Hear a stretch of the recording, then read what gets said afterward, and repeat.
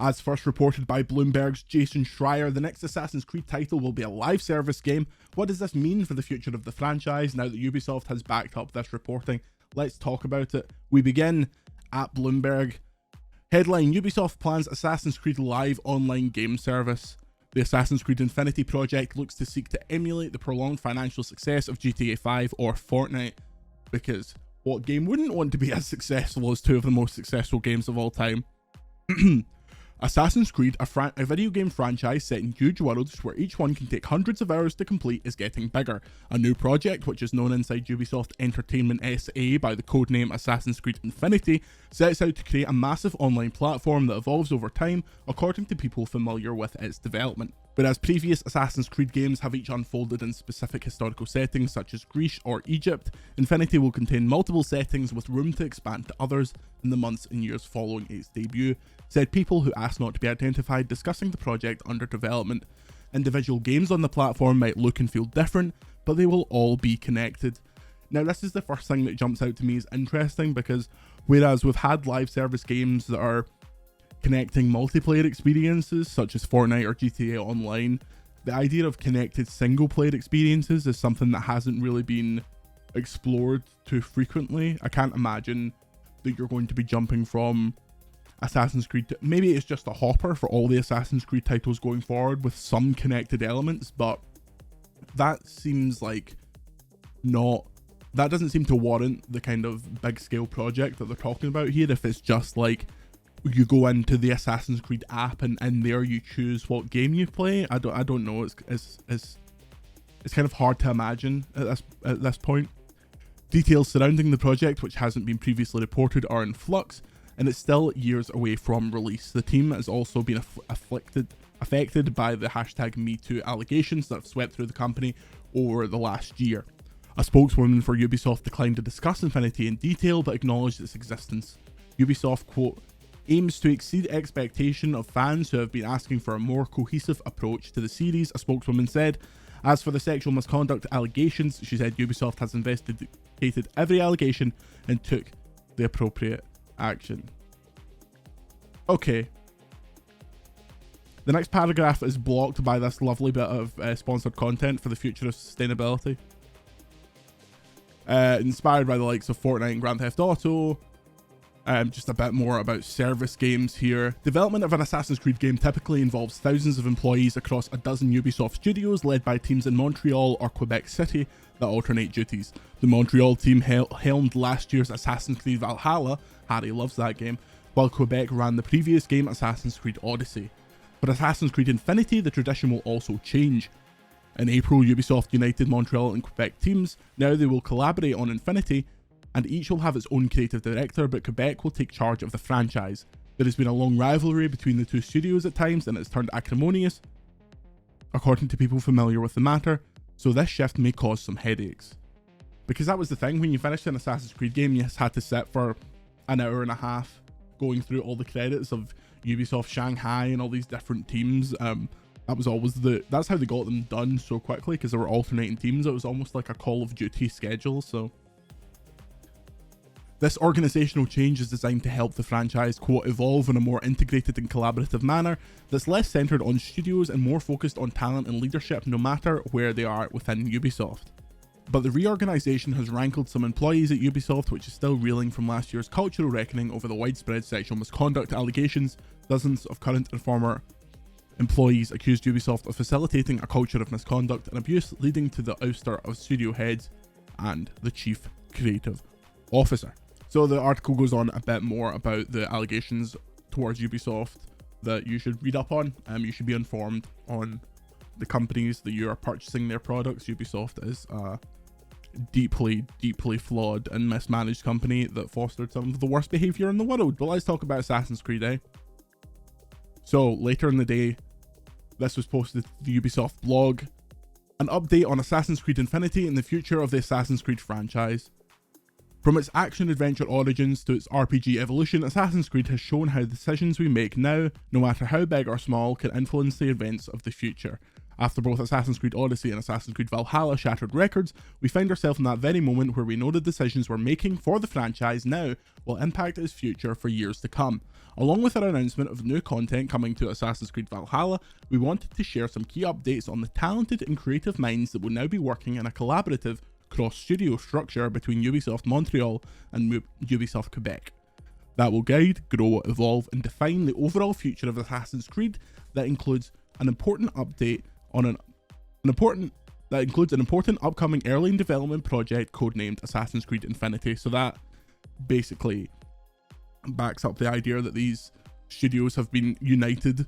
The new cross-studio collaborative structure will be led by Marc-Alexis Cote, who will serve as executive producer of the Assassin's Creed franchise. One of the founding members of Ubisoft Quebec, Cote began his Assassin's Creed career working on Assassin's Creed Brotherhood, great game. They didn't say that, that's editorializing. Before becoming creative director on Assassin's Creed Syndicate, and most recently senior producer on Assassin's Creed Odyssey. Cotier will be joined by Ubisoft Montreal's Etienne Alonier, brand director for Assassin's Creed for the last 10 years, and their respective teams in ensuring the Assassin's Creed franchise continues to exceed expectations of fans who have been asking for a more cohesive approach to its development over the past several years. Okay, here's the first citation needed. Who plays the modern Assassin's Creed games, the modern RPG era of Assassin's Creed games, and thinks these need to be longer? These need more content. I don't know if you've played Assassin's Creed Valhalla, but not only is it comically long just to finish, if you want to do everything in that game, it will take you literally hundreds of hours.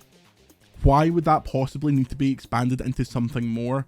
How is that not, in all but name, a live service game? It has the content of a live service game at the start. It's like an RPG. So what, in this new future, would you get 10% of that content, and then every week it's like, here's the new update, here's a new warrior that you can go and find in the woods and fight?